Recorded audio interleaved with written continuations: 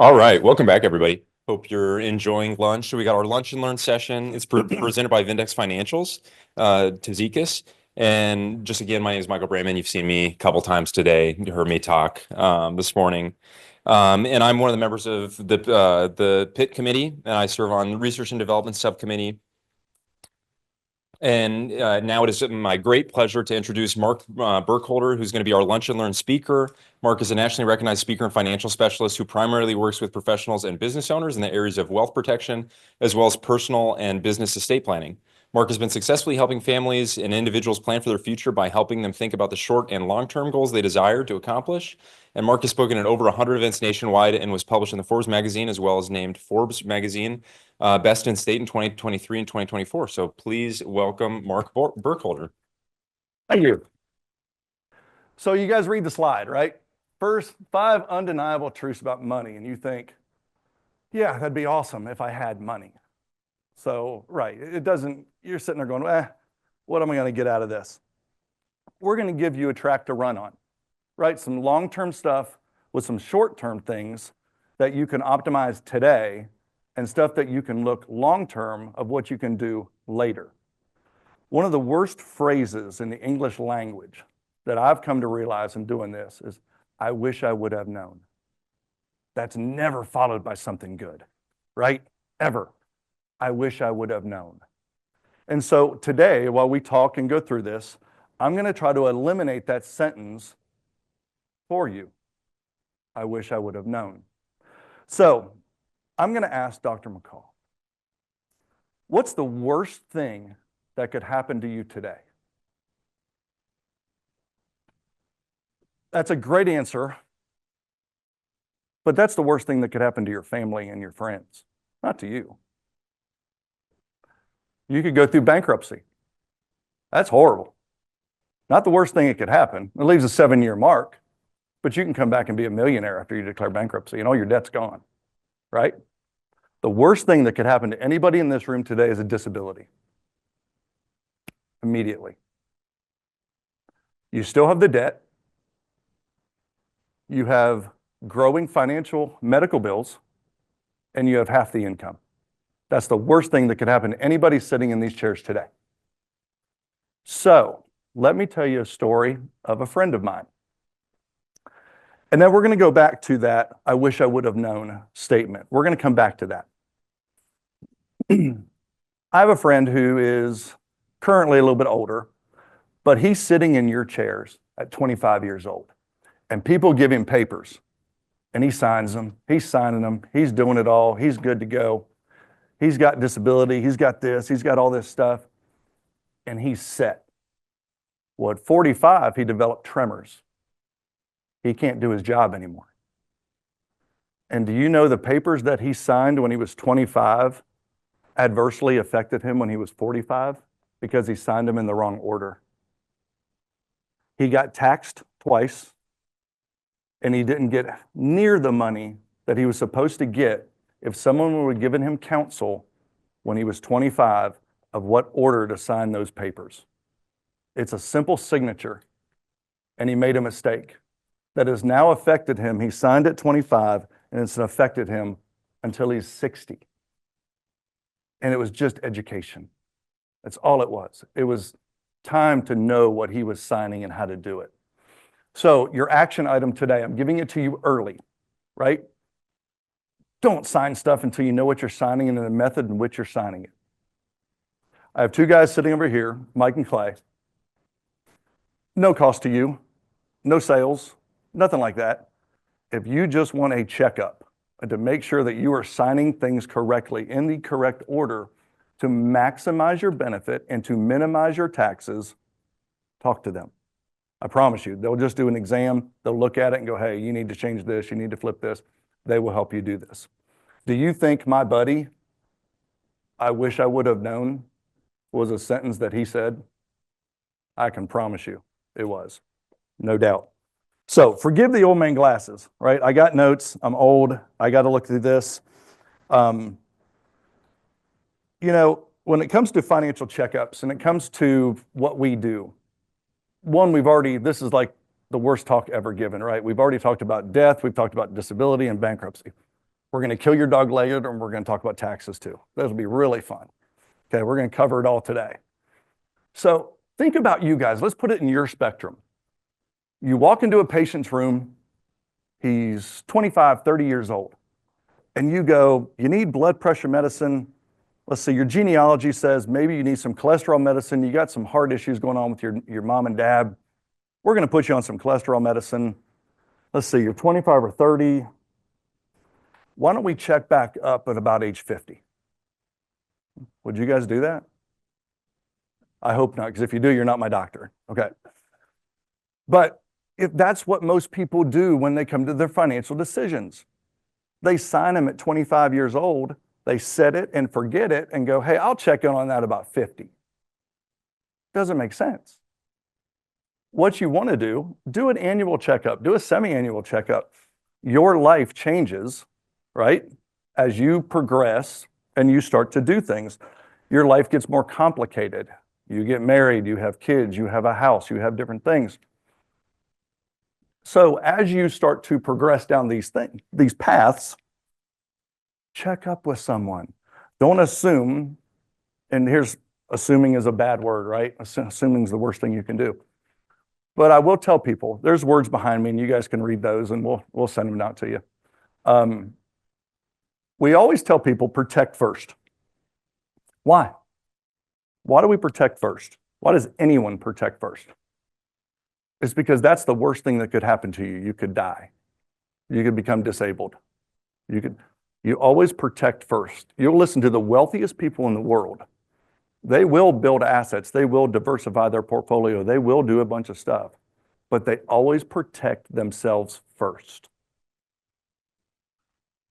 So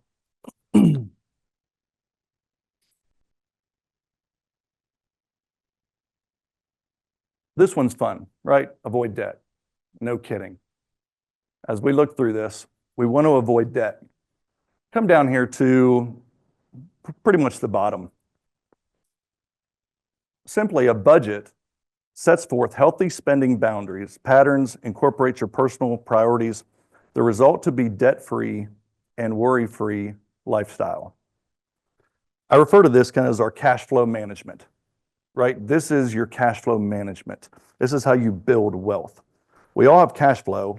Hopefully it grows over time, right? As you're sitting here today, you may not have huge cash flow. I see shakings of the heads. Yes, I know. But the reason you got into this field, right? Help people to have a nice lifestyle.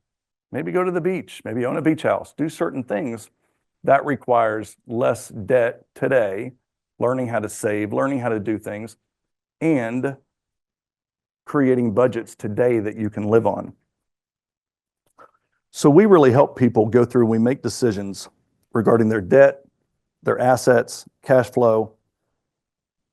I would say 99% of the people I deal with are business owners, and they operate in what you guys can really come to know. They sometimes look at me weird, but everyone operates in a microscope. You look right here. You wake up today and go, what do I have to do today? And you do that. And you wake up tomorrow and you do the exact same thing. What does it take today to be successful? And that's what everyone focuses on. They look at a microscope, but eventually the telescope is coming.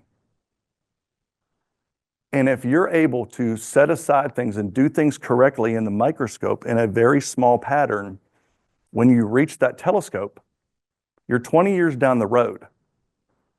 That's coming. I refer to that as you plan for vacation, right? We go to plan on vacation, we prepay it, we set up, we anticipate it, we buy our lotions or whatever we're going to buy, and we go on vacation, and it's a great event. And you plan for that. A car accident, you react to. You don't know it's coming. It's very expensive. And it's either your fault or someone else's fault, but it's going to cost you a lot of money either way. You have, I say retirement. You're all too young for retirement. But it doesn't hurt to start planning for that in the most efficient way possible. Try not to react to your circumstances. Try to plan for them. Okay? Totally different spectrum and a different mindset there. So cash is king. We've all heard this expression. Come down here to a little bit to the bottom. This is often the only determinant of whether you can take advantage of attractive investment opportunities. All of you sitting in these chairs will have investment opportunities. All of you. To buy into a practice, to buy a practice, to buy a building, rental properties, whatever that may be. The next thing is coming. So have cash to do it. And I tell a lot of people that my wife asked me, and everyone will ask whenever they come and meet with us, how much cash should I have on hand? By a show of hands, is anyone married? Okay. My answer, every time, I have as much cash in the bank as whatever makes my wife feel secure. That's my answer, or husband. So I sit there and go, how much is that? At 25 or 30, it was probably $5,000. Honey, what makes you feel secure? That number. Today, the number is different, right? We have older kids, we have grandkids, we have stuff that could happen. I know I don't look like it. I'm a grandpa, right? I mean, I know. One day you'll be there, telescope, microscope. So today, we have cash sitting on the sidelines that's available to take care or pursue other opportunities that you may have as well. I forget the doctor who was sitting outside last night, he and his wife. She worked for the banking institution.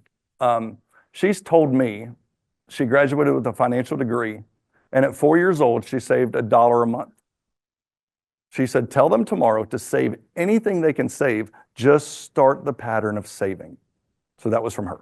I'll give her credit for that. She said, just tell them to save anything. And normally that does help you get through it, build and go. Now, this may seem like an inverse relationship. The rate of savings trumps the rate of return. The wealthiest people in the world save. They don't rely on rate of return. Don't let them kid yourselves when you hear these things. Oh my gosh, we got a 25% rate of return. We got this. That's great, but they saved money to somehow get to that point. Okay? True savings is a slow-moving escalator that always moves up. That is true savings. A lot of people say, man, I'm going to go put my money in the bank. A couple things with that. One, you're losing to inflation. Second, if you and I did what a bank does, we'd go to jail. That's a true statement. They take something they do not own, they loan it to somebody else, and they charge an interest rate on something they don't own. It's called a Ponzi scheme. We would go to jail. So just be careful when you put your money in the bank. That's a great reservoir to have, but is it accomplishing the goals that you want? Is it making you money? As my 25-year-old told me, he said, I want something to make me money while I'm asleep. Okay. There's plenty of opportunities to do that. But let's have our savings first. Let's have our debt paid down. Let's do some certain things that way that will help us. This, a lot of the times, we look at our risk analysis. I don't know if any of you have ever met with a financial person or a financial planner or something of that nature. If you haven't done a risk analysis, and that's truly going, if the market were to lose this, I would have a heart attack. If the market were to do this, it tells the financial professional what your aptitude is to losing money. It's not really about gaining money. It's how sick will you become on how much money you lose. If you've not done that, you've not met with a financial analyst or a financial planner. You've met with a salesperson. Okay, that's just the truth. That person has no idea what to tell you, how to guide you. They're trying to sell you something at the end of the day and make commission and move on. That is not a plan, that's a transaction. So just take that as counsel, right? There's two different, vastly different things in this world. So this again, as we're saving, goes to the microscope and the telescope thinking. So I'm almost done. I'm trying not to take up too much of your time. whenever we look at tax reduction, I kind of view this a little bit differently. One, it's because I'm much older, but I look at this as almost a tax reduction in retirement strategy. Because how many of you know what your tax rate is today? No clue. You can Google it. I make X amount of dollars. This is my tax rate. And there it is, right? Anybody in this room can do that. I make $52,000. My tax rate is 12%. It's there. Can anybody tell me what the tax rate's going to be 25 years from now? I can't either. So when we look at tax reduction strategies and we look at different things and we analyze and we build your portfolio, or anybody, I don't say we, anybody build your portfolio, be very cognizant. Today, when you put money into a 401k, a 403b, different retirement vehicles, what are you doing fundamentally with your money? You're taking your money and you're deferring it later. What are you deferring it to? I don't know. I'm not smart enough to know that. You're deferring it to a tax bracket later in time that is undetermined. Be very careful of what you do when you place money in retirement vehicles, okay? Because they are fantastic. I have one. I contribute to one. I put in my 401k exactly what my company gives me. I'll take free money all day long. Anything after that, I go put in other stuff. 2 reasons why. If you wanted to go get to your 401k, 403b, or retirement assets, what does it cost you to go get those in need of an emergency? Does anyone know? 10% penalty, and then you're taxed twice. People don't realize that. You're taxed when it comes out to you, then you have to add it onto your adjusted gross income, and you're taxed again as earned income. At the end of the day, you typically lose 43% of what you pulled out trying to help whatever solution you're trying to solve. So when I tell you you're going to defer tax or we're going to have tax reduction strategies, always think telescope. Am I deferring something to a variable, or am I creating a constant? In your retirement, in your life, I'll tell you, try to create constants. Remove variables, right? Do everything you can to do that. So most people, whenever they look at this, they think, and I know there's some people closer to retirement and some people not, but I always look at this and I want you to plan accordingly. I told you I'd give you short-term objectives. That's the disability. Make sure it's signed up right. Make sure you're done right. But the long-term track, how many people think that you're going to spend less money in retirement? Right? That's the saying, isn't it? When I get to retirement, I'm going to spend less money. I don't need to make as much money, right? Okay. I got some people saying no, some people saying yes. It's because the world tells you you're going to spend less money in retirement. You don't need to make as much money in retirement. Want to bet? What's the day that you spend the most money? If you're married, what day is that? It's your off day, Saturday. You go to Walmart, you go to Lowe's, you dig plants, you lay mulch, you do everything you want to on the weekends. Retirement is 7 days of Saturdays. Please, if you get into retirement and you think I can have less money and succeed, you've done something wrong. They've guided you inappropriately. So try to diversify your assets. I was at a thing yesterday in Atlanta. The guy showed us a rate of return for the last 50 years. It went negative, negative, negative. All the rest of it was basically positive. Okay? It was just blind luck. This couple retired when it went negative, negative, negative.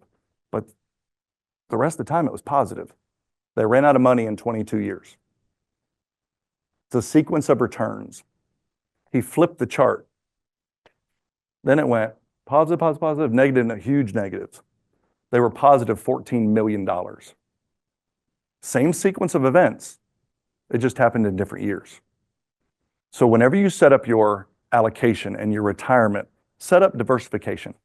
We want a taxable bucket, a non-taxable bucket. We want cash. We want things that are over here off the side. We want a moat around your castle that allows you to spend money freely, knowing that you're not going to run out of money.